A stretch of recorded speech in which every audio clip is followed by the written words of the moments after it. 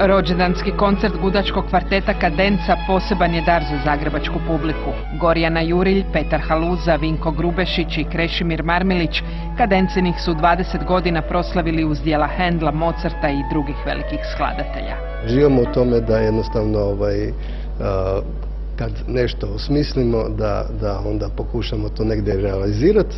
Evo, ukazalo nam se upravo danas na dan kada slavimo svojih 20 godina, da možemo i ugostiti ovako lijepe i sjajne glazbenike poput Ivane Marije Vidović i Fatisa Čerima iz Tirane. A to dvoje vrsnih glazbenika pak često nastupa kao klavinet duo.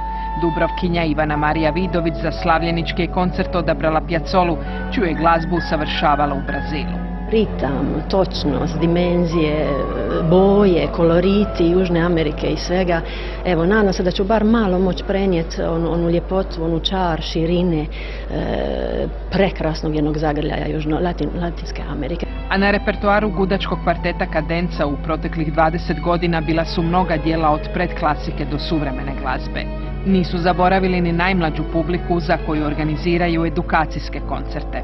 Prvi čovjek hrvatske kulture ne šteti komplimente. Rekao bih sve bolje i bolje. Vjerojatno je kao vino. Što stari to je bolje, što je zrelije to je bolje. Kadenca nastavlja svoj glazbeni put, a svakim novim koncertom ovaj kvartet pokazuje ne samo svoje umjeće muziciranja, nego i bogatstvo komorne glazbe.